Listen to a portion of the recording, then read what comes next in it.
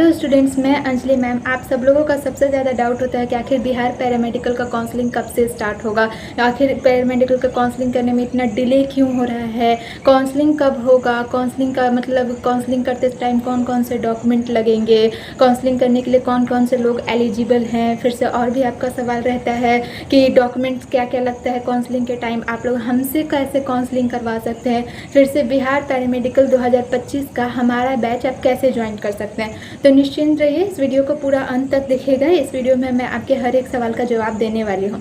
तो देखिए, सबसे पहला है कि बिहार पैरामेडिकल का काउंसलिंग कब से होगा। तो देखिए, बिहार पैरामेडिकल का काउंसलिंग मैंने पहले भी आप लोगों को बताया है कि जब तक बिहार पॉलिटेक्निक का काउंसलिंग ख़त्म नहीं हो जाता तब तक आप लोगों का कोई भी नोटिफिकेशन नहीं आएगा। तो जैसा कि आप लोग जानते हैं कि अभी मॉप अप राउंड चल रहा है बिहार पॉलिटेक्निक वाले लोगों का, क्योंकि अभी उनका 5 अक्टूबर तक जो है आप लोगों का उनका चलने वाला है। तो 5 अक्टूबर के बाद ही आप लोगों का कोई भी नोटिफिकेशन आएगा। पर इतना है कि 5 अक्टूबर के बाद आप लोगों का आ जाएगा, मतलब 1 अक्टूबर तक आप लोगों का फर्स्ट वीक के अक्टूबर तक आ जाएगा। ठीक, क्योंकि आप लोग ये और डिले क्यों हो रहा है। तो देखिए, ये पहली बार नहीं है, ये बोर्ड जो है ऐसे ही करते आया है, हमेशा से बोर्ड यही करता है। बोर्ड हमेशा से कि रिवाइज्ड देखा है आप लोगों ने, पॉलिटेक्निक का जो रिज़ल्ट है रिवाइज्ड करके आया, एक बार आया फिर दोबारा निकाला फिर उसको ये किया। तो ये हर साल ही होता है। पिछले साल जो था कि 27 सितंबर से 28 सितंबर से आप लोगों का काउंसलिंग स्टार्ट हो गया था पिछले साल।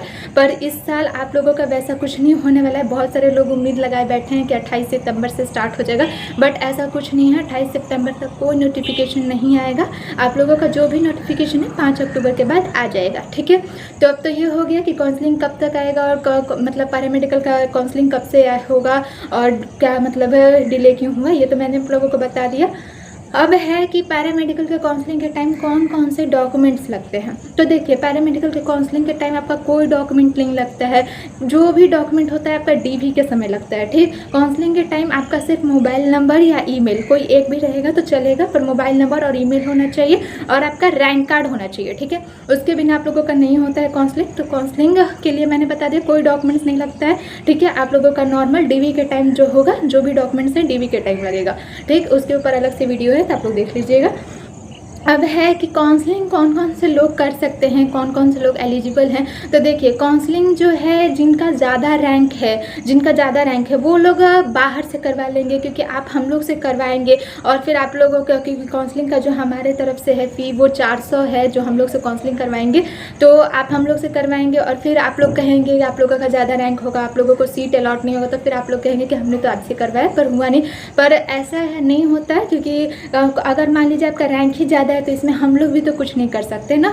अगर रैंक आपका अच्छा है तो हमारे तरफ से पूरा कोशिश किया जाता है कि आपको बेहतर से बेहतर कॉलेज अलॉट किया जाए, हमारे द्वारा सब कुछ बताया जाता है। तो आप लोग देखिए, अगर आपका ज़्यादा रैंक है फिर भी आप लोग काउंसलिंग करवा लीजिएगा साइबर से। ठीक है, उसके ऊपर अलग से एक वीडियो बना दिया जाएगा कि कैसे करवाना है। ठीक, तो आप लोग अलग से साइबर से काउंसलिंग करवा लीजिएगा ज़रूर से ज़रूर, क्योंकि फिर वरना सवाल रह जाता है ना कि नहीं करवाया, हो सकता था कि हो जाए ऐसा वैसा। तो आप लोग एक बार करवा ही लीजिएगा। ठीक, और जिनका रैंक मतलब अच्छा है तो वो लोग अपना दिए गए नंबर पे रैंक कार्ड भेज करके सीट अपना पेमेंट करके बुक कर लीजिएगा। जब काउंसलिंग होगा तो हमारे द्वारा कर दिया जाएगा। पेमेंट फ़ी जो है 400 है। ठीक है, तो हमारे द्वारा क्या होता है कि हमारे द्वारा जब काउंसलिंग किया जाता है तो आपका रैंक देखा जाता है, आपको कॉल किया जाता है, कॉल करके आपसे पूछा जाता है कि आप क्या क्या करना चाहते हैं। फिर हमारे द्वारा आपको सजेस्ट भी किया जाता है। हम लोग पिछले 2 सालों से कर रहे हैं। ठीक है, काउंसलिंग जो है आपका पहले रजिस्ट्रेशन होता है, चॉइस फिलिंग होता है, फिर काउंसलिंग होता है और फिर उसके बाद आपको जो भी सेलेक्ट किया जाता है आपसे पूछ के, आपसे बात करके किया जाता है। ठीक, फिर हमारे द्वारा भी आपको सजेशन दिया जाता है कि आप क्या क्या करें क्या ना करें। ठीक, तो ये होता है। ठीक है, फिर आपका जो भी होगा उसके बाद आपको स्लिप प्रोवाइड करवा दिया जाता है। ठीक, तो ये हो गया कि काउंसलिंग कैसे करवाना है।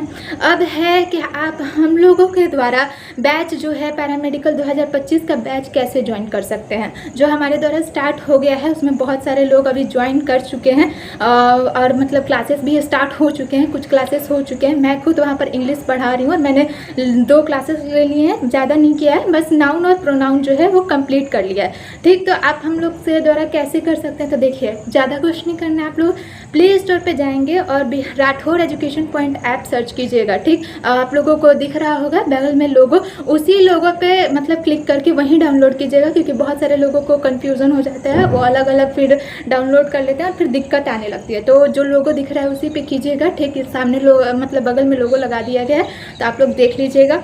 तो उस लोगों पे ये करके फिर से आप लोग डाउनलोड कर लीजिए। डाउनलोड करने के बाद वहाँ पर आ रहा होगा संकल्प बैच।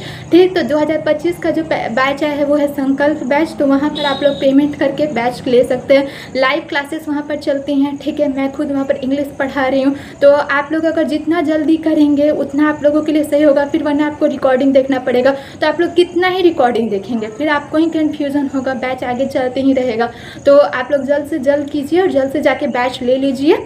और भी वहाँ पर अलग अलग सब्जेक्ट्स के लिए अलग अलग टीचर हैं जो कि पढ़ा रहे हैं। अगर फिर भी कोई दिक्कत आए तो दिए गए नंबर पे आप लोग व्हाट्सएप कर सकते हैं या मैसेज कर सकते हैं, आपकी पूरी सहायता कर दी जाएगी।